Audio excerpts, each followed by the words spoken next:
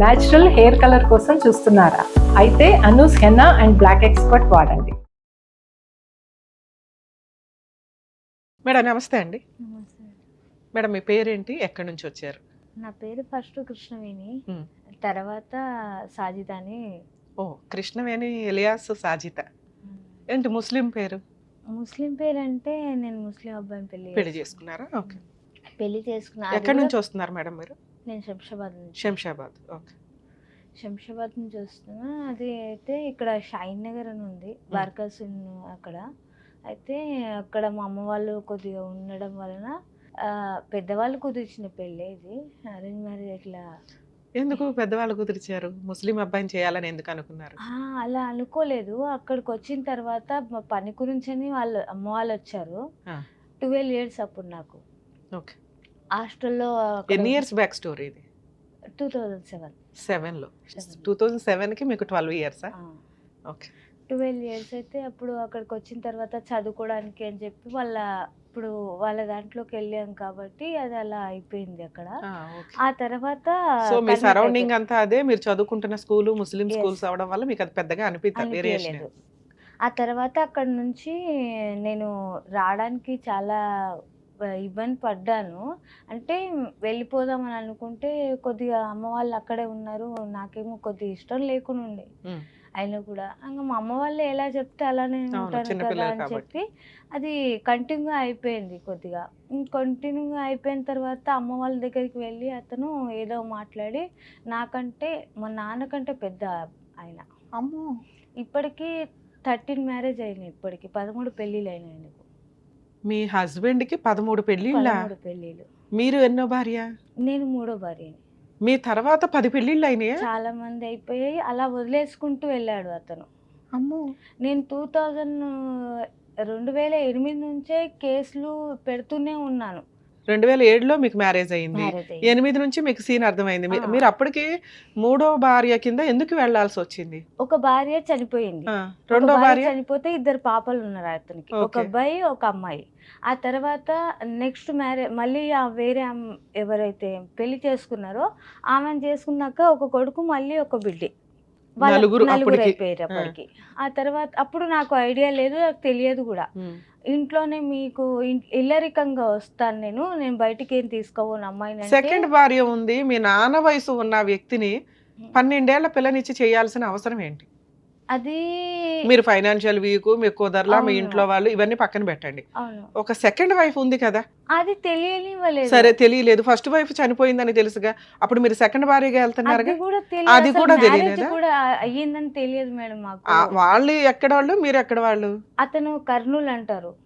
అంత కర్నూలు సంబంధం ఎలా వచ్చింది మీకు? కర్నూలు అంటే ఇక్కడనే సెటిల్ అయిపోయింది. ఒక 2 years ఆయన ఎంతో 10 ఏళ్ళు 11. అవును, 10 ఏళ్ల నుంచి ఇక్కడ సరే సెటిల్ అయినప్పుడు 2007, 8, 6 అంటే కనీసం చుట్టుపక్కల వాళ్ళు ఎవరు, వాళ్ళ ఫ్యామిలీస్ ఏంటి అందరికీ తెలుస్తాయి కదా. చెప్పలేకపోయారు మేడం అక్కడ. మీరు ఎంతమంది అమ్మా మీ ఇంట్లో? నేను మా 2 తమ్ముళ్ళు. నువ్వు ఉన్నదా ఒక్కతే ఆడపిల్లవు కదా, అంత కంగారేంటి మీ ఇంట్లో? అది అర్థం కాలేదు, అతను ఏం చేసిండో ఏమైందో అసలు ఏం అర్థం కాలేదు. మీ నాన్నగారు తాగుపోతా? లేదు మేడం. మరి ఒక్క ఆడపిల్లని, పసిపిల్ల 12 ఏళ్ళు అంటే పిల్లకి ఏమీ తెలియవు. అర్థం కాకుండా అదొక మ్యారేజ్ అంటే ఎవరో వచ్చిర్రు ఇలా కూర్చున్నారు, అది మ్యారేజ్ అని చెప్పి సైన్ చేసేసారు, పెళ్ళి అయిపోయింది. నీకంటే తెలియదమ్మా, మీ అమ్మ నాన్నకైతే బుద్ధి ఉండాలి కదా. బతికే ఉన్నారా ఇప్పటికి? అమ్మ చనిపోయింది, నాన్న ఉన్నాడు. మీ బ్రదర్స్? మా 2 తమ్ముళ్ళు చిన్న వాళ్ళు ఇప్పుడు పెద్దోళ్ళు అయి ఉంటారు కదా, వాళ్ళకి పెళ్ళిళ్ళు అయినాయా? అయిపోయింది. ఓకే. అయితే ఇంకా తర్వాత అది 2007 మార్చి 18కి మ్యారేజ్ అయ్యింది. డిసెంబర్, అదే 2007 డిసెంబర్కు పెద్ద అమ్మాయి పుట్టింది. 1 yearకే పెద్ద పాప. అంటే మీకు ఎంతమంది పిల్లలు? చెప్పొచ్చలేదు, మెన్సెస్ అయిపోయినాం కదా మేడం. అది అయిపోయిన ఒక 2 daysకే నేను అలా అన్నందుకు అది అలా అయిపోయింది. ఇంకా ప్రెగ్నెంట్ తొందరగా వచ్చింది, నాకు కొద్దిగా అవ్వలేదు పిల్లల్ని. 13వ ఏట పిల్లని కన్నావు? నార్మల్ కూడా, అది కూడా సిజరింగ్ అయితే ఏం లేదు. తర్వాత అది అయిపోయిన తర్వాత నేను వెళ్ళాను. ఈయనకి ఆల్రెడీ ఫస్ట్ ఒక భార్య చనిపోయి 2 పిల్లలు, సెకండ్ ఒక భార్య 2 పిల్లలు, ఇవన్నీ నీకు ఎప్పుడు తెలిసినాయి? పాప పుట్టాక. ఫస్ట్ పాప పుట్టినాక. మీకు ఎంతమంది పిల్లలు? 2 అమ్మాయిలు. ఎందుకమ్మా ఇద్దరు అంటే ఈ 10 మందికి ఇంకెంతమంది ఉన్నారు? ఒక తెలియదు ఏరియా అంతా మీ మేడం. ఆయనదేనా ఏంటి? మొత్తం చూసా నేను. నేను ఇంక అవన్నీ ఏం చేయలేకపోయి ఇంకా కేసులు 2008లో. ఒక ఫస్ట్ కూతురు పుడుతున్న టైంలో మీకు అర్థమైంది ఈయనకి మీరు థర్డ్ భార్య అని, అవును సెకండ్ వైఫ్ ఉందని. అవును. ఆవిడెప్పుడు వచ్చి మీ మీద గొడవ పడ్డం కానీ లేదు, ఏమీ చేయలేదా? ఆమెతో కలిసే ఉంచిండు మిమ్మల్ని తీసుకెళ్ళి. తీసుకెళ్ళి. ఆమె కూడా ఎలా ఒప్పుకుందో నాకు తెలియదు అసలు. నువ్వు ఒప్పుకున్నావు, ఆవిడ అంతే, ఆవిడకి ఏమైనా సహాయతో? కాదు మేడం, అలా ఉన్నప్పుడు అంటే నాకంటే కోపం వచ్చింది, నేను కేసులు పెట్టాను. మళ్ళీ ఆమెకి ఏమైంది అసలు? నేను ఉన్నాను, సరే, నన్ను కూడా నీకు హెచ్చరించవచ్చు కదా. బానే ఆవిడ మీద పడుతున్నావు, నీ హక్కుల గురించి నువ్వు అది కాదు మాట్లాడడం. మేడం, ఇప్పుడు అలా మీరు ఎట్లా ఒక రీజన్ చెప్తున్నారో ఆవిడ రీజన్స్ ఆవిడకు ఉండి ఉండొచ్చు, కర్మ, ఇక మనం ఏం చేయలేం. 2007-8లో మీకు ఒక పాప పుట్టినప్పుడే మీకు సెకండ్ వైఫ్ ఉంది, పిల్లలు ఉన్నారు, ఆవిడ దగ్గరికి తీసుకెళ్లి మిమ్మల్ని ఉంచారు అన్నప్పుడు మీకు మళ్ళీ సెకండ్ డెలివరీ ఎప్పుడు ఎందుకు వచ్చింది? సెకండ్ డెలివరీ అంటే ఆ తర్వాత, అది అయిపోయిన తర్వాత నేను PS లో కేసు వేసాను. ఇంట్లో ఏ ఉన్నప్పుడు పోలీస్ అదైతే స్టేషన్ లో? పాడిచేరి ఓకే. PS లో కేసు వేసాను. ఆ రోజుల్లో చాలా పెద్ద కేసులు అమ్మా అవి. అసలు మేడం పట్టించుకోలేదు మేడం నిజం చెప్తే. కానీ ఇతను ఏదో తెలియదు, కానీ ఏదో చేశారు, అది అర్థం కాలేదు నాకైతే. కేసు అక్కడిదక్కడ అది అక్కడనే కాంప్రమైజ్ అయిపోయింది. పాప ఉంది ఎందుకులే కలిసి ఉందాం అనే అదే అయిపోతే 11 నెలలు ఉంది పాప. 11 నెలల పాపను అమ్మ దగ్గర వదిలేసి బషీర్బాగ్లో పనికి పెట్టిండు నన్ను. అక్కడికి వచ్చిన తర్వాత నేను అక్కడ ఉన్న, ఆయన వస్తూ పోతూ చిన్న తమ్ముని తీసుకొని పని చేసుకున్నా. ఆ తర్వాత తను తీసుకొని వచ్చిన తర్వాత అక్కడ నుంచి మా ఆయన ఇలా రావడం చేయడము అది కొద్దిగా మాకు కూడా అంత అనిపించలేదు నాకు కూడా. ఆ తర్వాత 2010లో మా చిన్న పాప పుట్టింది. అప్పుడు పుట్టేసిన తర్వాత ఇంకా అవన్నీ అయిపోయిన తర్వాత నేను ఏం చెప్పలేను. ఇంకా నాకు ఆయన కొద్దిగా ఇలా చేస్తుండు, ఇంకెక్కువనే అవుతున్నాయి పెళ్ళిళ్ళు, ఇవన్నీ అవుతున్నాయి, వద్దు ఇంకా ఈయనతో కలిసి ఉండడం కష్టమవుతుంది నాకు అని చెప్పి నేను అనుకున్నా. కానీ దూరమే పెట్టినా కానీ ఇప్పుడు మీరు సెకండ్ వైఫ్ ఒక ఇంట్లో ఎంత కాలం ఉన్నారు? ఒక 4-5 years ఉండొచ్చు మేడం. 4-5 years ఉన్నారా? అవును. వంట ఎవరు చేసేవాళ్ళు మీ ఇద్దరులో? ఇద్దరం చేసేవాళ్ళము కలిసి బాగా అంతా అన్యోన్యం. ఉండడం. అలానే కలిసి ఉండడం, అక్క అని అప్పుడు పిలవడము. ఈ 4 years లో నువ్వు ఆవిడ మోటివేట్ చేయలేదా, మన ఇద్దరికి అన్యాయం చేశాడు, ఇంకెంత మందికి చెప్పాను చేస్తున్నాడో బయట చెప్పాను. కనుక్కుందామా అని? తను నాకు చెప్పింది, నేను ఏం చేయలేను, నేను నువ్వే చేసేది ఉంటే ఏదన్నా చేయని నేను ఇలానే ధైర్యశాలి కాదని చెప్పేసింది. నీకు ఒప్పేసుకుంది. ఆమె అదే చెప్పింది. చెప్తే నేను సరేలే ఇంకేం చేయలేను నేనని చెప్పి సైలెంట్. నాకు తెలిసినప్పుడల్లా నేను వెళ్ళి కేసెస్ పెట్టాను, కొట్లాడాను, ఫైట్ చేశాను, అన్నీ అయిపోయినాయి. ఇప్పుడు మీ వయసు ఎంత, మీ ఆయన వయసు ఎంత? నా వయసు ఇప్పుడు 32 మేడం. 32. అతనిదేమో 60+ ఏదో ఉంటుంది. 60 అయితే కామన్ గా, ఎందుకంటే మీ నాన్న వయసు. నాన్నకే 60 పై అయిపోయింది. 65 ఉంది నాన్నకు ఇప్పుడు. అయితే ఇంకా అది అయిపోయింది. ఇంకా అంత అయిపోయిన తర్వాత మేము అక్కడ ఇక్కడ చాలా చోట్ల వెళ్ళాను. అమ్మ ఆ పిల్లని తీసుకొని అతనితో ఉంటూ సెకండ్ వైఫ్ తో ఉంటూ కోర్టులో కేసులు వేస్తూ తిరిగాను. తిరిగి ఊరుకున్నాడా మరి నువ్వు అట్లా కోర్టుల చుట్టూ తిరుగుతుంటే? చేసుకో ఎవరో చూస్తారు, నేను నువ్వు చూస్తా. పోలీస్ స్టేషన్కి వెళ్ళి కేసులు వేసి మళ్ళీ ఇంటికి వచ్చి ఇంట్లో వంట చేసుకొని తింటూ అందరూ హ్యాపీగా నా పడుకుంటున్నారు. పని నేను చేసుకోవాలి, నా కష్టం తెచ్చుకోవాలి. ₹1 పెట్టేవాడు కాదు, పెట్టాడు. అప్పుడు ఆ ఇంట్లో ఎందుకున్నావు నాన్న? నాకు మళ్ళీ సెకండ్ డెలివరీ ఎందుకు తెచ్చుకున్నావు? ఈ లాజిక్ నాకు అప్పుడు అర్థం నేను కావట్లేదు. పని చేసుకుంటున్నా.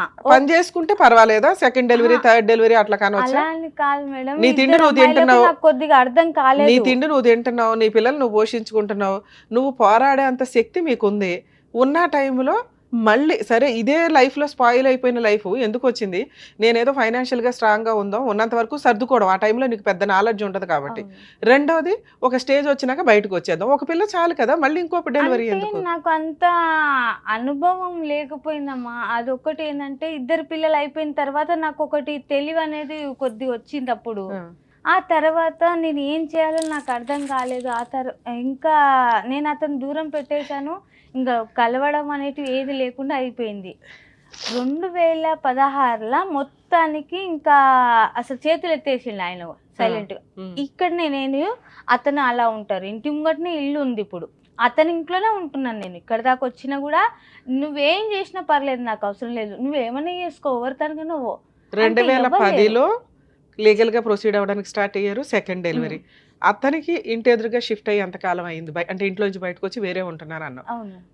వేరే అంటే అతని ఇల్లే అది కూడా. అదే అతనిదే ఆ. వేరే ఉంటాం అంటే అతనితో కలిసి ఉండట్లా ఆ. ఒకే షెల్టర్ లో. అవును. మరి మీ అక్క ఏదైతే ఉందో సెకండ్ ఆమె ఆవిడ అతనితో అతనితో ఉంటుంది. పాటే ఉంటుందా?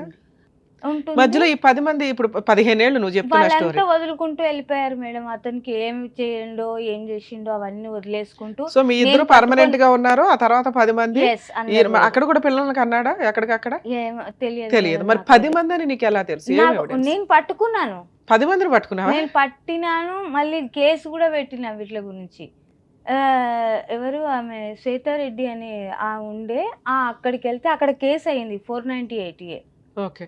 అది కేసు అయింది. దాని గురించి తిరుగుతున్నాడు. ఇంకా నేను ఏం చేయలేను అంటే నా పిల్లలకే కావాలి, నాకేం అవసరం లేదు ఇప్పుడు. సో ఏదైనా ఒక ఫుల్ అండ్ ఫైనల్ సెటిల్మెంట్ చేస్తే బాగుండు అనుకుని 15 ఏళ్ల నుంచి పోరాడుతున్నామా. ఇప్పటిదాకా ఎక్కడ పోయినా సరే తిరుగుడు అవుతుంది, అంతకు మించి ఏం అవ్వట్లేదు నాకు. సరూర్నగర్ ఉమేష్ పిఎస్కి వెళ్ళా, బాలాపూర్కి వెళ్ళా, పాడిషేరికి వెళ్ళినా, ఇంకా చాలా చోటుకి వెళ్ళినా. ఇలా కూడా వచ్చిన. ఇంకా ఇక్కడికి వెళ్ళాలి, ఇంకెప్పటిదాకా వెళ్ళాలి.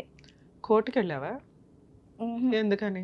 నాకు ఇవ్వలేదు కదా ఏది, నాకు అసలు రప్పిలే చెప్పలేదు, ఫోన్ చేయలేదు. కోర్టుకి వెళ్ళాలి కదా, కోర్టుకి ఎందుకు వెళ్ళాలి? అంటే కోర్టుకి వెళ్ళాలి అంటే నాకు కాల్ వస్తే నేను వెళ్తాను కదమ్మా, నాకు అర్థం కాలేదు అది.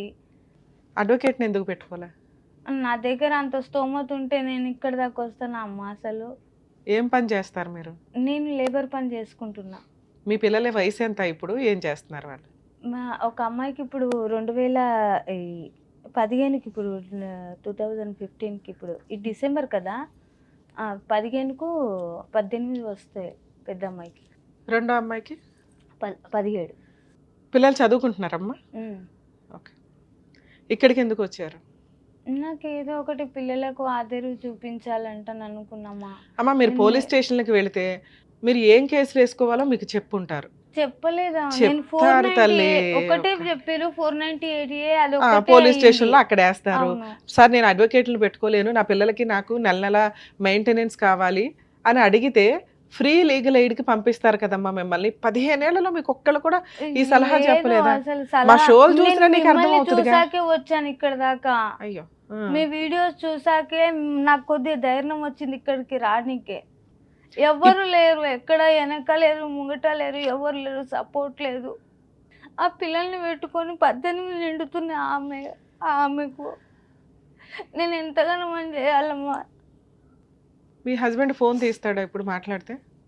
తీస్తాడు, వేరే వాళ్ళ ఫోన్లతో చేస్తే తీస్తాడు, నా ఫోన్తో అయితే తీయడు. తీసి ఏంటి అని అడిగితే చెప్తాడు ఏంటి కేసు ఇలా అయ్యి ఏంటది అని అడిగితే మరి ఏం చెప్తాడో తెలియదు, ఐడియా అయితే లేదు. కేసు అయితే ఉంది ఆల్రెడీ. ఇప్పుడు మీరు ఉంటున్న ఇల్లు ఎవరి పేరు మీద ఉంది? ఎంత వాల్యూ చేస్తుంది? 75, అది 75 గజాలు అంటారు కదా మేడం. అది 2 రూమ్లు ఉన్నాయి ప్రస్తుతానికి అయితే. అందులో నేను ఉంటున్నా. పైన పోర్షన్ గాని పైన రూములు గాని లేదు, మీరు ఉండడానికే ఉంది. అది ఎవరి పేరు మీద ఉంది? అది అంటుండ్రు వాళ్ళ అబ్బాయి పేరు మీద ఉంది అని అంటుండు. అది మరి ఎక్కడ ఉందో ఎవరి పేరు మీద ఉందో నాకైతే తెలియదు. నోటరీ ల్యాండా, రిజిస్ట్రేషన్ ల్యాండా తెలియదు. అది కూడా తెలియదు. జస్ట్ ఉండగలుగుతున్నారు. ఏం పని చేసుకుంటున్నారు మీరు ఇప్పుడు? డైలీ ఏదో పని చేస్తున్నారు. ఎంత వస్తుంది మీకు ఇన్కమ్? నాకు అంటే ఇంట్లో సరుకులు అవి తెచ్చుకునే అంత వస్తుందా? వస్తుంది, 700-800 వస్తాయి మేడం. అంటే ఇప్పటి వరకు అతని దగ్గర కొద్దిగా నొప్పి చాలా వస్తుంటది. ఆ సిమెంట్ బస్తాలు మోస్తాం కదా, దాని వల్ల ఎక్కువ నొప్పి వస్తుంది. నా వల్ల అవ్వట్లేదు పని చేయాలంటే. నానెంబడి అక్కడికి ఏమంటారు జామ తోటలో మందు కొట్టాలి కదా, అది పెట్టాలంటే ఇది బ్యాగ్ వేసుకొని ఇలా పంపు కొట్టాలి. ఈ రెట్ట మొత్తం నొప్పి అవుతుంది, ఇక్కడ చెయ్యి మొత్తం. ఏదో ఒకటి చేస్తే నా పిల్లలు నేను ఎక్కడనో ఒక దిక్కు బతికేస్తామని నేను అంటున్నా. ఆయనకైతే పిల్లలకు ఒక్కసారి ఇప్పటిదాకా 10 మందికి సెటిల్ చేశాడు కదా, ఆ సెటిల్మెంట్ ఏదో నువ్వు కూడా చేసుకోవచ్చు. అంటున్నామా, నీ కాళ్ళు కూడా మొక్కుతాయి. ఆ పిల్లలకు ఒకటి ఏమన్నా ఏ ఆదేరువు, అంతకు మించి నేనేం కోరతలేను. ఉన్న కేసులన్నీ తీసేస్తాను. 1 లక్ష రూపాయలు పెట్టి ఆడ అడ్వకేట్ పెట్టి వకీల్ని పెట్టిరు, అక్కడ పెట్టి ఆ 1 లక్ష రూపాయలు ఆడనే ఉన్నాయి. ఇప్పుడు కూడా ఉన్నాయి అవి. నువ్వు నేను పోయి ఆ 1 లక్ష రూపాయలు తెస్తే పిల్లల పేరు మీద వేస్తే ఏమన్నా అవుతాయి కదా అని నేను చెప్తే నేను రాను. నేను ఎవరి దగ్గర అంటే సెటిల్మెంట్ చేసుకున్నారా 1 లక్ష రూపాయలకి? అంటే కేసు తీసేసుకున్నాము, తీసుకుంటే 1 లక్ష ఇస్తారా ఇస్తా అని చెప్పిండు నాకు. అదే లక్ష నేను కేసు తీసేస్తా పోని, ఆ ₹1,00,000 పిల్లల పేరు మీద వేస్తే ఏమన్నా అవసరానికి వస్తాయి కదా అని చెప్పింది నేను. ఆహా నేను నీ ఎంబడి రాను, నేను నా ఎంబడి రాకపోతే నువ్వు వేరేగా రా, నేను వేరేగా పోతా. కోర్టులో కేసు పేపర్లు తీసుకొచ్చారా? ఫోటోలు కూడా అసలు దిగలేదు, కానీ ఏదో ఒక ఫోటో ఉండాలి కదా అని చెప్పి ఈ ఫోటో అయినది. ఇది అందరినీ ఇలా ముస్లింల అంటే హిందువులను మనని ముస్లింలుగా మారుస్తాడు అతను. ఈయన అందరినీ మార్చేస్తాడు. అది ఏం చదువుతాడో మరి ఏం ఊపుతాడో అంటే ఇప్పుడు మాట్లాడవచ్చు. ఇవి అంటే ఆయన మార్చి అందరికి చూపిస్తాడు ఇలా. ఓకే, హిందూ మహిళల్ని ఇట్లా ముస్లిమ్స్ కింద మార్చాను అనేది ఒక ట్రస్ట్ అన్నమాట. అసలు మెయిన్ గా రీజన్ ఏంటంటే అసలు చెప్పాలా చెప్పొద్దు కానీ లేడీస్ అయితే మా హస్బెండ్ ఎవరు లేకపోతే వాళ్ళని మాత్రం తెచ్చుకుంటాడు, ఈయన పెళ్లి చేసుకుంటాడు, లేకపోతే వేరేలకు డబ్బులకు పెళ్లి చేసిస్తాడు. దారుణం. హిందువుల్ని ముస్లిం గా మార్చే ఒక ట్రస్ట్. అదేంటమ్మా ఎంఓయూనో సెటిల్మెంట్ అయిన డీడ? కాదు మేడం, ఇది డైవర్స్ అని చెప్పి ఇల్లు పేపర్లు ఇల్లు రాసిస్తుందని చెప్పి నా దగ్గర 2016 సైన్ తీసుకుండు. కానీ అది ఏమంటారు నేను విడిచిపెడుతున్నానని చెప్పి రాపించుకున్నంట. ఆయన కూడా పర్లేదు నేను ఎట్లయినా విడిచిపెడుతున్నా అని చెప్పి నేను. ఇది ఇచ్చాడు. ఇల్లు ఇయ్యలేదు, ఏమి ఇయ్యలేదు. ఇల్లు ఇవ్వకుండా నువ్వు సంతకాలు ఎట్లా పెడతావమ్మా? ఇల్లు ఇచ్చిన రోజు పెట్టాలి కదా. అది పెట్టించుకున్న తర్వాత నాకు తెలిసింది ఆ సంగతి. అయినా కూడా దాని గురించి వాల్యూ లేదు మేడం అసలు. సిగ్నేచర్ అయితే పెట్టావు కదా, ఇదేం వ్యాలిడ్ కాదు కానీ లీగల్ గా సిగ్నేచర్లు పెట్టినట్టు లెక్క కదా. ఎందుకు పెట్టాలి ఇట్లాంటివి అయినా అని ఆ పేపర్ల మీద బతుకుతాడు ఆయన. అదే ఇప్పుడు ఇది ఉంది అమ్మాయి, సో ఈ అమ్మాయి థర్డ్ వైఫ్ అండి కాబట్టి ఆవిడ మ్యూచువల్ గా ఒప్పేసుకుంది, అందుకని నేను వేరే పెళ్లి చేసుకున్నాను అంటాడు. ఇప్పుడు నేను మాట్లాడినా కూడా వేరే పెళ్లి చేసుకున్నాను, నేను 10 పెళ్లిళ్ళు చేసుకున్నాడు, 1-2 కాదు. నేను మేడం నేను చేసుకున్నా అంటున్నారా అంటున్నా. మీరు కాదమ్మా, మీ హస్బెండ్ చేసుకున్నాడు. నువ్వు యాడ్ చేసుకున్నావు, 2 పిల్లలు పెట్టుకుని. అదే తెలివిగా అయితే రాయించుకున్నాడు నీ అవసరాన్ని వాడుకొని. ఓకే, 2020లో కేసు పెట్టావు. 2020లో కాదు మేడం, ఇది నేను అప్పుడు చాలా రోజులు 3 మీద పెట్టావు కదమ్మా. వీళ్ళు ఎవరు? జైనా బేగం, మహమ్మద్ ఎవరిళ్ళు? వాళ్ళ పిల్లలే. వీళ్ళిద్దరు చెట్టుపై నుంచి రాయితో తలపైన కొడితే పగిలిపోయింది తల. ఈ కేసు సెటిల్మెంట్ చేసుకోమని అడిగాడా? సెటిల్మెంట్ 498 ఎందుకు వేయలేదు? ఇది 498 వేసాను మేడం. ఇది 498 కదమ్మా. నిన్ను ఎవరో బలవంగా కొడితే గ్రూప్ ఆఫ్ పీపుల్స్ 3 కలిపి కొడితే ఈ సెక్షన్స్ కొట్టినందుకు కేసు. ఇది కొంచెం పెద్ద కేసే. ఇప్పుడు మీరు ఏమైనా వేసి ఉంటే ఇప్పటిదాకా పోలీస్ స్టేషన్ కేసులే వేశారు.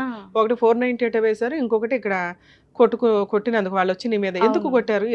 అంత సీన్ ఎందుకు వచ్చింది? వాళ్ళకి ఆల్రెడీ అలవాటే కదా, ఎంతమంది పిన్నులు అన్నా ఉంటారు. మూతలు ఇట్లా కూర్చున్న పనికెళ్ళి వచ్చినా ఇలా కూర్చుంటే ఏదో వాయిస్ వస్తుంటే బయట ఎవరిదో అని చెప్పి కూర్చున్నా. ఆ పై నుంచి చూస్తూ ఉంటారు, రోజు అదే ఉంటది వాళ్ళకు. రోజు చూస్తూ ఉన్నారు. వాళ్ళు ఏం చేసారంటే అక్కడ నుంచి రాయి సరిగ్గా ఇంట్లోకి వచ్చింది. అది అలా కొట్టగానే ఇక్కడ తగిలితే అప్పుడు సిఐ భాస్కర్ సార్ ఉండే కాల్ చేస్తే నన్ను రాత్రి 12 గంటలకు ఉస్మానియాకు పంపించారు.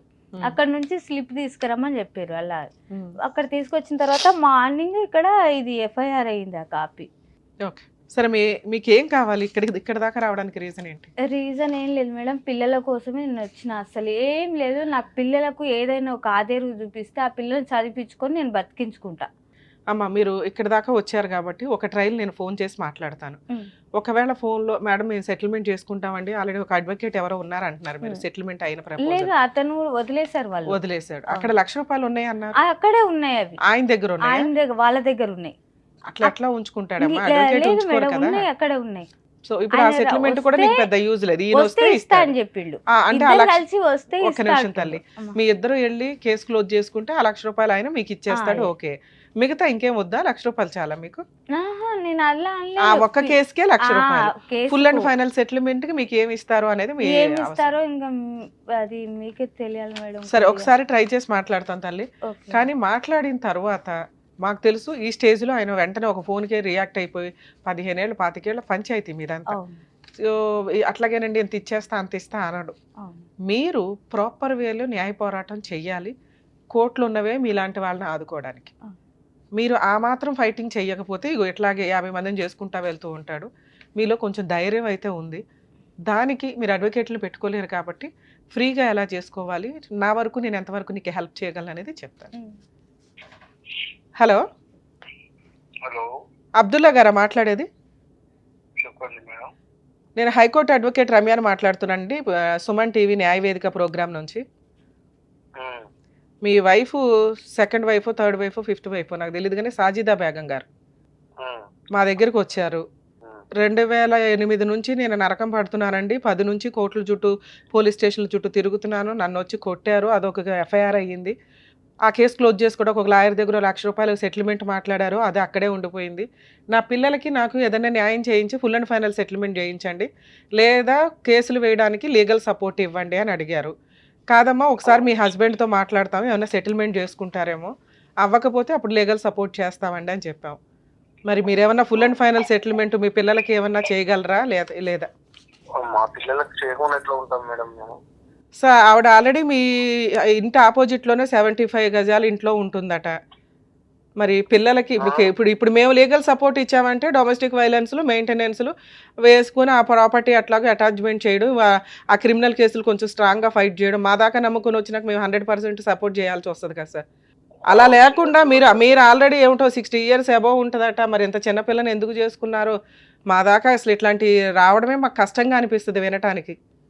ఏం సెటిల్మెంట్ చేసుకుంటారు, ఎక్కడికి పంపించాలి? కోర్టులో కేసు నడుస్తుంది మేడం, నేను అడ్వకేట్ నంబర్ ఇస్తా మాట్లాడుకుంటాను. మీ అడ్వకేట్తో ఏ కోర్టులో ఏ కేసు నడుస్తుంది? నేను అడుగుతున్నది కేసు, క్రిమినల్ కేసుల గురించి కాదు, ఫుల్ అండ్ ఫైనల్ సెటిల్మెంట్ పిల్లలకి ఆవిడకి ఏమి న్యాయం చేయగలరు అని. ఆల్రెడీ కేసుకు తిరుగుతున్నా మేడం నేను. మా అడ్వకేట్ నంబర్ ఉంది, నంబర్ ఇస్తాను, లేకుంటే అడ్వకేట్ తో మాట్లాడిస్తాను. మీ నంబర్ ఇదేనా? ఇదే, ఈ నెంబరేనండి. మీకు సెటిల్మెంట్ చేసుకునే ఉద్దేశం ఉంటే ఒక 1 week టైం ఇస్తున్నాం సార్, మీ అడ్వకేట్ తోటి మాట్లాడించండి, లేదా ఇక వీళ్ళకి ఈవిడికి ఫ్రీ లీగల్ ఎయిడ్ ఎట్లా కేసులు వేయాలి ఏంటని చేయిస్తాం, కోర్టే చేస్తుంది ఇంకా న్యాయం. ఎందుకు అనవసరంగా కోర్టుల చుట్టూ తిరగడం ఎందుకు? మీ చరిత్ర తీస్తుంటే బోళ్ళు అంత బయటపడుతుంది. కానీ అవన్నీ మేము ఇక్కడ మాట్లాడకూడదు కాబట్టి మాట్లాడట్లేదు. కోర్టు దాకా వచ్చి మేము సపోర్ట్ చేస్తే చాలా స్ట్రాంగ్ గా ఉంటది. కాదమ్మా, ఆమె వేసిందనే తిరుగుతున్నాం, లేకుంటే మేమెందుకు తిరుగుతాం అనవసరంగా? వేసింది కాబట్టి తిరుగుతున్నారా? ఆ 2 కేసులు వేరు సార్. ఇప్పుడు ఇంకా పిల్లలకి ఏమి ఇంతవరకు ₹1 ఇవ్వలేదంట. పిల్లలు ఎట్లా చదువుతున్నారు ఏంటి, వాళ్ళ పెళ్లిళ్ళు ఏంటి, ఈ ఖర్చులన్నీ ఉంటాయి కదా. అసలు ఏం చదువుతున్నారు? రికార్డు ఉంది మేడం, మెయింటెనెన్స్ చేస్తున్నాం. ఎంత వేస్తున్నారు మెయింటెనెన్స్? ఇప్పుడు మేము మసీదులో మోసం చేస్తున్నాం, మా ఇన్కమ్ ఎంత ఉందో అంత ప్రకారం చేస్తున్నాం. మాతో ఎంత అండి? ₹1, ₹2, ₹10,000, ₹50,000 ఏదో ఒకటి ఉంటదిగా. ₹2 ఎందుకు వేస్తారు? 10,000 మా దగ్గర ఎందుకు వేస్తారు? కానీ మాతో ఏమవుతుంది అది ఏమైతుందో అది చెప్పండి సార్. ఒక మాట చెప్పాలి కదా నిజాయితీగా. మసీదుకి వెళ్తున్నారు అంటే నేను చాలా నమ్ముతాను, అలాంటప్పుడు కొంచెం నిజం చెప్పాలి కదా. మీరు కన్నా పిల్లలు ఇక్కడ అనాథల్లాగా తిరుగుతున్నారు. ఆవిడ కూలి పని చేసుకుని ఆవిడ పోషించడం ఏంటి? మీ పిల్లలకు మీరు తిండి పెట్టలేరా? అలాంటప్పుడు అంతమంది పిల్లల్ని కనటం ఎందుకు? సరే మాట్లాడిస్తాను. మాట్లాడుదురు సార్. ఒక మాట మీరు చెప్పండి, ఎంత వేస్తున్నారు మెయింటెనెన్స్ అది చెప్పండి. ఇప్పుడు వెళ్తూ బాగలేదు మేడం నాకు, నేను మాట్లాడిస్తాను. మేము ఇప్పుడు ఏమంటారు, మా అడ్వకేట్ దగ్గర పోయి కానీ ఈ నంబర్ మీదే కదా? ఇదేనండి. మీకు ఒకసారి నేను చెప్తాను, ఒకసారి లైన్ లోనే ఉండండి. అమ్మా మేడం, మీ హస్బెండ్ తో ఇప్పుడు మాట్లాడుతున్నాం కదా, మీరు వింటున్నారుగా. వీళ్ళ అడ్వకేట్ దగ్గరికి వెళ్ళి మాట్లాడతారు. మీకు ఫోన్ వచ్చి మీతో మాట్లాడు ఒక 1 week లో ఫుల్ అండ్ ఫైనల్ ఏమైనా సెటిల్మెంట్ చేసుకుంటే ఓకే, లేదా మీరు మళ్ళీ మమ్మల్ని కాంటాక్ట్ అవ్వండి. మా సుమన్ టీవీ తరపు నుంచి అడ్వకేట్ రమ్య గారు మీకు 100% ఎంత హెల్ప్ చేయగలరో అంతా చేస్తారు. ఈయన దగ్గర నుంచి మెయింటెనెన్స్ వసూలు చేయడం ఎట్లాగా కోర్టు ద్వారా 100% వసూలు చేయిస్తారు. ఎందుకు అంటే ఈయన ఎంత అమౌంటో చెప్పట్లా, నిజంగా 3,000 వేస్తున్నారండి, 5,000 ఏదో ఒక ఫిగర్ చెప్తారు. నేను అన్నదానికి కౌంటర్ మాట్లాడారు తప్ప. 10,000, 20,000, 50,000 అంటే నేను ఆ మాట చెప్పిన. అవును సార్, అదే అడుగుతున్నా. నేను అడిగాను, మీరు ఒక మాట చెప్పగలగాలి సార్. నేను 2,000 వేస్తున్నాను మేడం, 3,000 వేస్తున్నాను మేడం అని చెప్పాలి కదా. ఒక మసీదు మోజన్ కు 10,000, 20,000 ఎట్లా చెప్పగలుగుతారు మీరు అని నేను చెప్పిన. మరి ఎందుకు పెళ్లి చేసుకున్నారు సార్? ఎన్ని పెళ్లిళ్ళు చేసుకున్నారు సార్ మీరు? ఇంతకీ మీ వయసుకి 12 ఏళ్ల పిల్లల్ని పెళ్లి చేసుకుంటారా? కొడుకు ఉండాలి కదా సార్, మీ పెళ్లిళ్ళు చేసుకున్నా చెప్తేనే ఇంటనే అయిపోయానా? అసలు మీరు ఎన్ని పెళ్లిళ్ళు చేసుకున్నారు చెప్పండి నాకు. బలే నేను చెప్పింది తప్పే అయితే నువ్వు చెప్పు, మళ్ళీ ఏం చెప్తున్నావు చెప్పు. కాదు, 2 పక్కల వినాలి కదా మేడం. అందుకే సార్ మిమ్మల్ని అడుగుతున్నాం కదా, మీరు చెప్పండి సార్. మీరు చెప్పండి. నేను 2 క్వశ్చన్లు అడుగుతున్నాను సార్, ఇంకేం అడగట్లా. మీరు ఎట్లాగో మీ అడ్వకేట్ ద్వారా మాట్లాడతానన్నారు, ఆయనతో మాట్లాడతాం. కానీ మన వ్యూయర్స్ కూడా జనాలకి తెలియాలి కదా ఈయన ఎంత మంచి వ్యక్తి అని. ఇప్పుడు 1 సైడ్ మాట్లాడితే కరెక్ట్ కాదు. నేను 2 క్వశ్చన్లు అడుగుతున్నా. మీరు మెయింటెనెన్స్ ఎంత ఇస్తున్నారు వాళ్ళకి? మేము మెయింటెనెన్స్ 2000 ఇస్తున్నాం మేడం. 2000 ఇస్తున్నారా? మా 2000 వస్తున్నాయా? లేదు, నాకు దానికి అవ్వట్లేదు, దాంతో కావట్లేదు అని చెప్పి ఒక 1 మంత్ కింద నేను అడిగాను. కాదయ్యా దాంతో అవ్వట్లేదా, 2000 తోటి ఈ రోజుల్లో 2000 తోటి నీకు ఇల్లు గడిచిపోవాలి. ఒక్క నిమిషం, ఒక వారం లోపల తీసుకొని పోతే సార్ ఈ 2000 10,000 పంచాయతీలు వద్దు కానీ ఫుల్ అండ్ ఫైనల్ సెటిల్మెంట్ చేసేయండి. వాళ్ళకు 20 లక్షలు 10 లక్షలు ఏం మాట్లాడుకుంటారో ఒకసారి మాట్లాడుకోండి. మేడం ఇది సెటిల్మెంట్ అయిపోయిందంటే ఆ అమ్మాయి మాకు 1 వీక్ లో ఫోన్ చేస్తే ఓకే, లేదా మీరు మీ లాయర్ ద్వారానే కోర్టులో ఏమనంటే ఈ లాయర్ల గురించి అయితే బాగా ఈ లాయర్ల పంచాయతీలు మాకు తెలుసు కానీ మాట్లాడదాం. అంటే లాయర్ని తీసుకొస్తాడు మేడం. ఏమనంటే కేసు కోర్టు అయినా ఆడకే పోలి పిఎస్కోగానే లాయర్ వెంటనే ఎక్కడ ఉంటారో మరి తెలియదు, వాళ్ళు ఎలా వస్తారో తెలియదు. ఇలా కేసు అయిందో లేదో అలా వస్తారో ఇలా ఇచ్చి వెళ్ళిపోతారు. తల్లి మీరు కనీసం 2000 వేస్తున్నారనే మాట మాకు చెప్పాలి ఫస్ట్ గా. అది బేసిక్ కదా. లేదు లేదు మిమ్మల్ని అనట్లేదు, వెయ్యరు, అదేదో టైం పాస్ కి అప్పుడప్పుడు వేసే పంచాయతీ తప్ప ఆయన రెగ్యులర్ గా వెయ్యట్లేదు, ఏమి లేదు. నేనేమన్నా రూపాయి 2 రూపాయలు 1000 రూపాయలు 10,000 50,000 అని అన్నా దానికి ఆయనకి అంత వచ్చి లేదు మేడం నేను 2000 వేస్తున్నానని చెప్పొచ్చు. అంటే 2000 ఈ రోజుల్లో ఎందుకు పనికిరాదనేది ఆయనకి అర్థమవుతుంది. ముగ్గురు బతకాలి 2000 మీద. పోనీ ఓన్ హౌస్ ఉందని అనుకున్నా కూడా పిల్లల చదువులు కానీ వాళ్ళ పెళ్ళిళ్ళు కానీ ఇవన్నీ హెల్త్ కానీ ఇవన్నీ ఉంటాయి కదమ్మా. సో ఇది కరెక్ట్ కాదు. ఇక్కడ ఆయన మీద గట్టిగా పోరాడే వాళ్ళు ఎవరూ లేరు. నువ్వు పోరాడే విధానం కూడా సరిగ్గా అనిపించట్లే. ఈ అమ్మాయి వెనకాల ఎవరు లేరు ఏమీ చెయ్యర్లే అని. సో ఇప్పుడు నేను మాట్లాడుతున్నది ఏంటంటే ఒక 1 వీక్ 10 డేస్ టైం తీసుకోండి. వాళ్ళు కాంటాక్ట్ అయ్యారా అయినట్లు, అవ్వకపోతే మీరు ఎక్కడ ఉంటారో Pahad Sharif ఏదన్నారు city civil court దగ్గర, సిటీ సివిల్ కోర్టు తెలుసుగా చార్మినార్ దగ్గర. సో ఇప్పుడు నీకున్న ఆప్షన్ ఏంటి, సిటీ సివిల్ కోర్టు చార్మినార్ దగ్గర మన హైదరాబాద్ డిస్ట్రిక్ట్ కోర్ట్ అది. అక్కడికి వెళ్ళి మేడం ఇట్లా కేసు ప్రొసీడింగ్స్ 498 ఈ కేసు నడుస్తుంది, మా హస్బెండ్ దగ్గర నుంచి నాకు మంత్లీ మెయింటెనెన్స్ ముగ్గురికి 10,000 చొప్పున 30,000 కావాలి, గృహ హింస చట్టం కేసు వెయ్యటం ఎట్లా, నాకు కొంచెం ఎవరన్నా ఒక అడ్వకేట్ని సజెస్ట్ చేయండి అని వాళ్ళతో మాట్లాడండి. వాళ్ళు మీకు గవర్నమెంట్ అడ్వకేట్ను ప్రొవైడ్ చేస్తారు. సఖీ సెంటర్ ఎక్కడో ఫార్వర్డ్ చేస్తారు నీకు సఖీ సెంటర్ లొకేషన్ కూడా పంపిస్తానమ్మా, మీ జ్యూరిస్డిక్షన్ సఖీ సెంటర్ అని. అక్కడికి వెళ్ళండి. అక్కడ మీకు domestic violence case free legal aid తోటి ఫ్రీగా ప్రొవైడ్ చేయడం జరుగుతుంది. డొమెస్టిక్ వైలెన్స్ కేసు అంటే ఒక ఫ్రూట్ బౌల్ అనుకోండి, అది చాలా కేసులతో సమానం. అంటే 4-5 చోట్లకు వెళ్ళి 4-5 అడ్వకేట్లు పెట్టుకొని 4-5 కేసులు వేయడం, లేదా ఒక అడ్వకేట్తో 4-5 కేసులు వేయడం కంటే నువ్వు అడుగుతున్న రిలీఫ్ ఫైనాన్షియల్ రిలీఫ్. ఆ ఫైనాన్షియల్ రిలీఫ్కి నీకు కావాల్సింది ఏంటి, మంత్లీ మెయింటెనెన్స్, నీ జీవితం సర్వనాశనం చేసినందుకు నష్టపరిహారం, ఓకే, ప్రొటెక్షన్. ఆల్రెడీ వాళ్ళు కొట్టి ఉన్నారు కాబట్టి ప్రొటెక్షన్ కావాలి, నీ సరౌండింగ్స్కి వాళ్ళు రాకుండా. నువ్వు ఏదైతే ఇంట్లో ఉంటున్నావో ఆ ఇల్లు నీకే రిజిస్ట్రేషన్ చేయించమని అడిగే హక్కు నీకు ఉంటుంది. ఈ 4 పాయింట్స్ అంటే 4 డిఫరెంట్ కేసుల్ని ఒకే కేసులో అడిగే హక్కు డొమెస్టిక్ వైలెన్స్ ద్వారా ఉంది.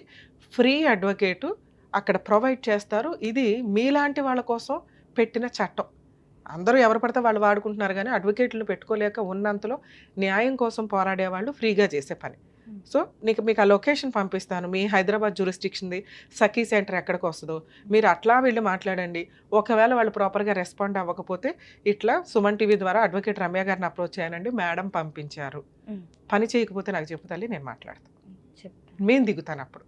ఓకే, ఆల్ ది బెస్ట్ అమ్మ, జాగ్రత్త.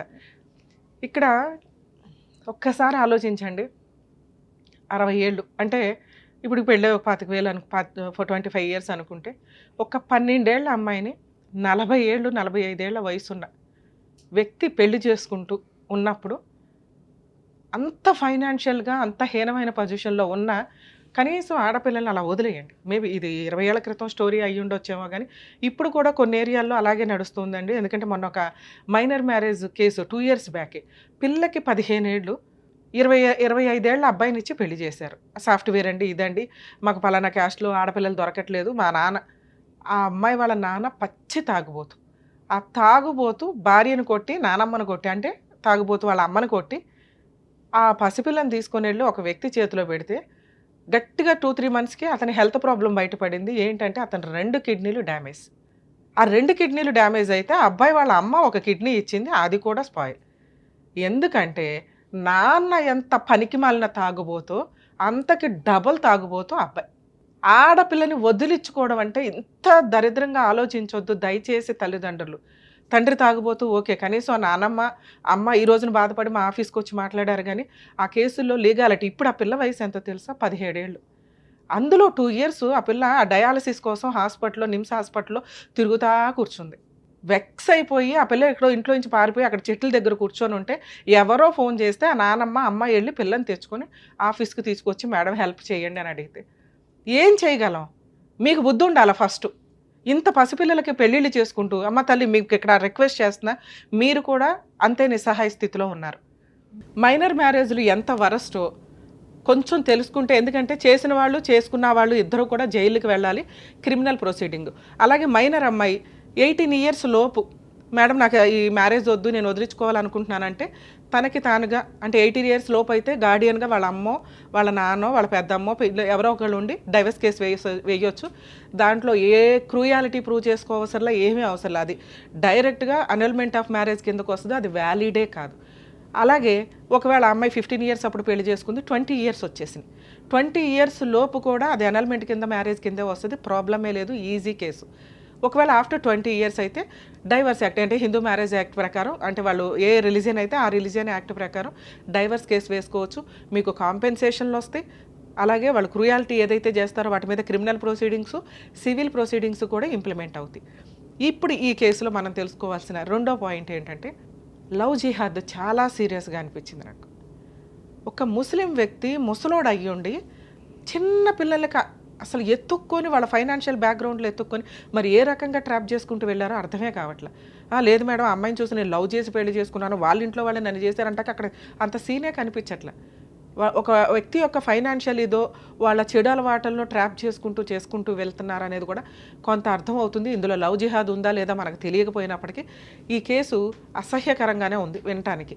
ఒక ఏరియాలో రిలీజియన్స్లో ఉన్నప్పుడు మనకి ఏ రిలీజియన్ ఒకటే, మనం అందరం కలిపే మనకు ఊహ తెలిసిన దగ్గర నుంచి పెరుగుతున్నాం. అలాంటప్పుడు ఎవరి రిలీజియన్లో వాళ్ళు పెళ్ళిళ్ళు చేసుకుంటూ అందరూ ఫ్రెండ్షిప్ తోటో సహృదయంతో ఉండాలే తప్ప పెళ్ళిళ్ళు చేసుకునేటప్పుడు ఒకటే అమ్మాయి ఒకటే భర్త ఇలా ఉండాలి ఎక్కడైనా కానీ. ఇక్కడ ఇతనికి ఈవిడ 3rd వైఫ్, కనీసం ఫస్ట్ 2 వైఫ్లు పెళ్ళిళ్ళ గురించి వీళ్ళకి నాలెడ్జ్ కూడా లేదు. ఇది కొంచెం చూసుకోవాలి. ఒక హిందూ అమ్మాయి ముస్లిం అబ్బాయిని పెళ్లి చేసుకుంటే కోర్టులో rights, civil rights, criminal rights ఖచ్చితంగా ఉంటాయండి. అంటే 498 డొమెస్టిక్ వైలెన్స్, మెయింటెనెన్స్లు అన్నీ ఈక్వలే. మరి డైవర్స్ తీసుకోవాలంటే ఎట్లా మేడం అంటే, ఒకవేళ హిందూ అమ్మాయి ముస్లిం అమ్మాయి కింద కన్వర్ట్ అయితే వాళ్ళకు ఒక బుక్ ఉంటుంది, నేమ్ చేంజ్ అవ్వడం కానీ ఇవి వీళ్ళ దాంట్లో అది జరిగింది.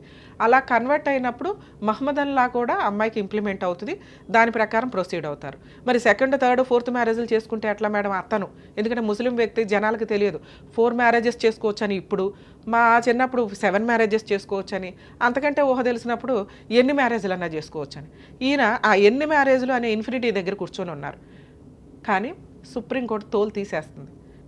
ముస్లిం జెంట్స్ చట్ట ప్రకారం డైవర్స్ వేసుకోవడానికి లేదు, కులా తీసుకోవడానికి ఉంది కాజీ దగ్గర. కులా అంటే మ్యూచువల్ డైవర్స్. ఒకవేళ అమ్మాయి మ్యూచువల్గా రాకపోతే కోర్టులో సివిల్ రూల్స్ ప్రకారం డిక్లరేషన్ ఆఫ్ డైవర్స్ కింద వేసుకోవాలి. ఇక్కడ పిల్లల్ని కూడా పట్టించుకోకుండా ఇష్టం వచ్చినట్టు పెళ్ళిళ్ళు చేసుకుంటూ వెళ్తే క్రిమినల్ కేసు చాలా స్ట్రాంగ్గా ఉంటుంది.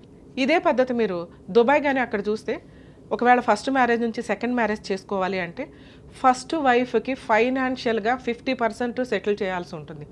అలాగే పిల్లలకి, అలాగే 2nd మ్యారేజ్కి వచ్చేసరికి ఆ అమ్మాయికి కూడా ఫైనాన్షియల్గా అతను లేకపోతే ఎంత రిచ్గా బతికిద్దో ఆయన ఫైనాన్షియల్ కెపాసిటీని బట్టి అలా సెట్ చేసినాకే వెళ్ళాలి. అక్కడ కూడా కొన్ని లిమిట్స్, రూల్స్ చాలా స్ట్రాంగ్గా ఉన్నాయి. ఫస్ట్ వైఫ్ కానీ 2nd వైఫ్ కానీ కేసు వేస్తే వాడికి ఇంకా లైఫే ఉండదు. అక్కడ 0 క్రైమ్ తోటి కేసులు నడుస్తూ ఉంటాయి, అంటే చాలా తక్కువ రూల్స్ అంత పర్ఫెక్ట్గా ఫాలో అవుతారు. మనకేంట్రా బాబు అంటే 15 పెళ్ళిళ్ళు కాకపోతే వాడుకోవడం, కేసులు వేసుకోవడం, సెటిల్మెంట్ చేసుకోవడం, వదిలిపడేయడం. కొంచెం కామన్ కోడ్ అనేది మనకు ఏమైనా రావడానికి అవకాశం ఉంది. యాక్చువల్గా ఈ పాటికే వచ్చేది. అది వస్తే అన్ని మతాల యొక్క మ్యారిటల్ డిస్ప్యూట్కి సంబంధించింది ఒకే చట్టంలోకి వస్తుంది. అప్పుడు అందరికీ ఈక్వల్ అవుతుంది. కొంచెం అవేర్నెస్ రావడానికి మీకు అవకాశం ఉంది. సో ఈ కేసులో అమ్మ మీరు ఏదైతే అగ్రిమెంట్ రాసుకున్నారో అది డైవర్స్ కిందకి రాదు. ఓకే, మీరు ఇంకా వైఫే, వాళ్ళు ఇంకా ఆయన పిల్లలే. ఆయనకి ఎన్ని పెళ్ళిళ్ళు అయినాయి అనేది తర్వాత ఛాలెంజ్ చేయడానికి ముందైతే మీరు ఫైనాన్షియల్గా సెటిల్మెంట్ అడుగుతున్నారు కాబట్టి మీరు డైవర్స్ ఇచ్చినా ఇవ్వకపోయినా మీకు పెద్ద ఫరక్ పడదు. సో మీకు కావాల్సింది ఫైనాన్షియల్ సెటిల్మెంట్. అది మీ పిల్లల హక్కు, మీ హక్కు. దీనికి ఇందాక నేను చెప్పినట్టు డివిసి కేసు ఫైల్ చేసుకోండి. 100% అవుతుందని నేను అనుకుంటున్నా. ఇన్ కేస్ అవ్వకపోతే ఆ కేసు వేయండి, ఆరాంగా మెయింటెనెన్స్ వస్తుంది. ఆయన ఇచ్చే 2,000 కత్తలి మినిమం 20 to 25 మీకు ఆర్డర్ చేస్తారు. మీరు 50,000 దాకా క్లెయిమ్ చేయండి. మీ ధైర్యం నాకు నచ్చింది. పిల్లలిద్దరూ చదవనివ్వండి, గవర్నమెంట్ కాలేజీల్లో అన్న జాబ్ చేసుకునివ్వండి. ఈ రోజున ప్రతి స్త్రీ తనని తాను పోషించుకునేలాగా ఉండాలి. అవును. అలా అని కాపురాలు నాశనం చేసుకోవద్దు. మీకు అన్యాయం జరిగినప్పుడు డైవర్స్ దాకా వెళ్ళాలి కానీ అన్యాయం చేసుకుని డైవర్స్ల దాకా వెళ్ళొద్దు. మీకు 100% ఫైనాన్షియల్ సపోర్ట్ అతని దగ్గర నుంచి ఫుల్ అండ్ ఫైనల్ సపోర్ట్ జరిగిద్ది. జరగకపోతే మా వంతు ప్రయత్నంగా నేను మీకు అందుబాటులో ఉంటాను. సరేనా? థ్యాంక్ యూ అమ్మా.